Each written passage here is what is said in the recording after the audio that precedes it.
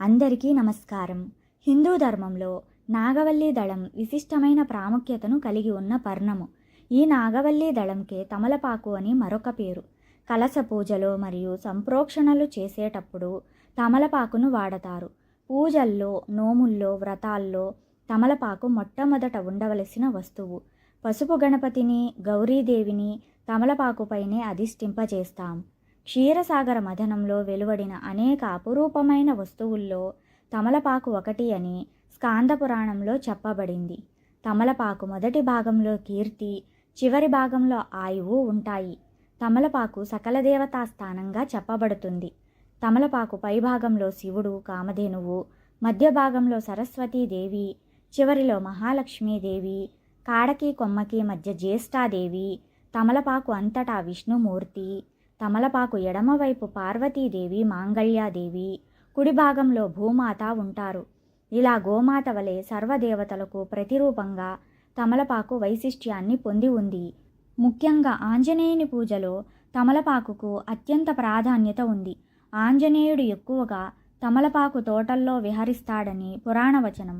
హనుమంతునికి తమలపాకుల మాల వేస్తే సకల సంపదలు చేకూరుతాయి. గ్రహ దోషాలు కానీ, దృష్టి దోషాలు కానీ దూరమవుతాయి.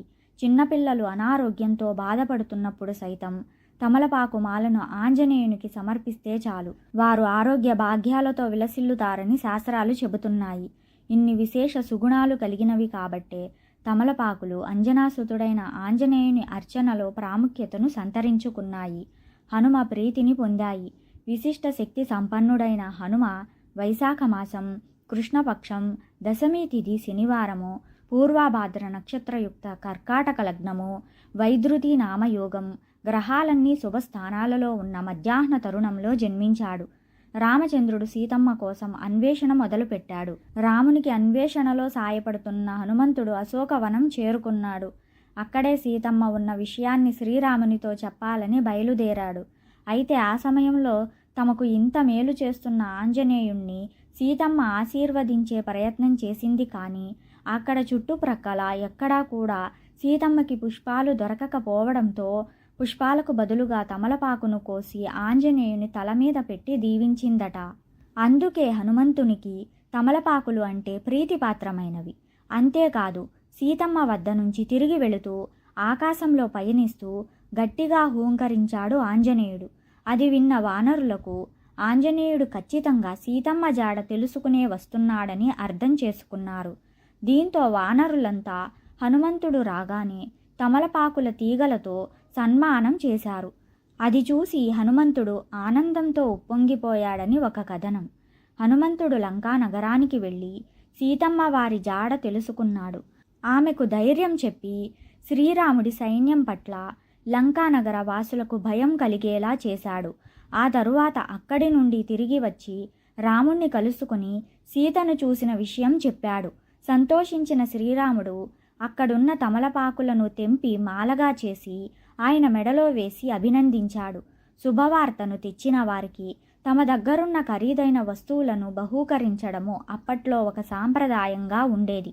రాముడు వనవాసంలో ఉన్నాడు కనుక ఆభరణాలకు బదులు శ్రేష్టమైన తమలపాకుల మాల వేశాడు. ఇక హనుమంతుడు లంకా నగరంలోని కొన్ని భవనాలను తగులబెట్టి మరీ వచ్చాడు.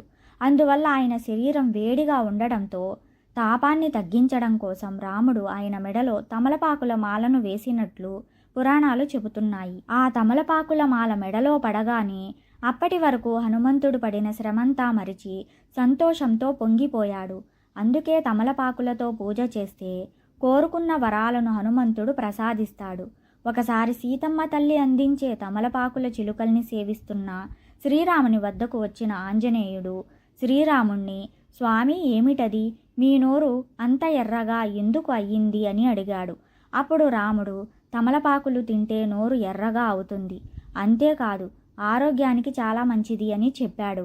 అది విన్న ఆంజనేయుడు వెంటనే అక్కడి నుండి వెళ్ళిపోయి కొంతసేపటికి ఒళ్ళంతా తమలపాకులను కట్టుకొని గంతులు వేసుకుంటూ ఆనందంగా వచ్చాడు.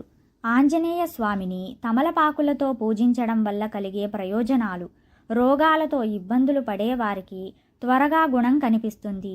మంత్ర సంబంధమైన పీడలు తొలగిపోతాయి. సంసారంలో సుఖం లభిస్తుంది. తమలపాకులు, పండ్లు దక్షిణ సమేతంగా దానం చేస్తే వ్యాపారం వృద్ధిలోకి వస్తుంది, సంఘంలో గౌరవం లభిస్తుంది, శనీశ్వరుని అనుగ్రహం కలుగుతుంది. సుందరాకాండ పారాయణం చేసి స్వామికి తమలపాకుల హారాన్ని వేస్తే అన్ని కార్యాల్లో విజయం సిద్ధిస్తుంది. హనుమాన్ చాలీసా చదివి స్వామిని ప్రార్థించి తమలపాకుల హారాన్ని వేస్తే పరమాత్ముని అనుగ్రహం కలుగుతుంది. వాద ప్రతివాదాల్లో జయం మనదే అవుతుంది. గంగాదేవి సంతృప్తి పడుతుంది. తమలపాకును భక్తులకు ప్రసాదంగా ఇచ్చేదాన్నే పర్ణప్రసాదం అంటారు. ఈ పర్ణప్రసాదం స్వీకరించిన వారిపై స్వామి అనుగ్రహం తప్పక ప్రసరిస్తుంది. తమలపాకు ఆంజనేయునికి సమర్పించి అటు ఆరోగ్య సంపదను, పరలోక సంపదను సంపాదించుకుందాం. హనుమంతుని అనుగ్రహానికి పాత్రులమవుదాం.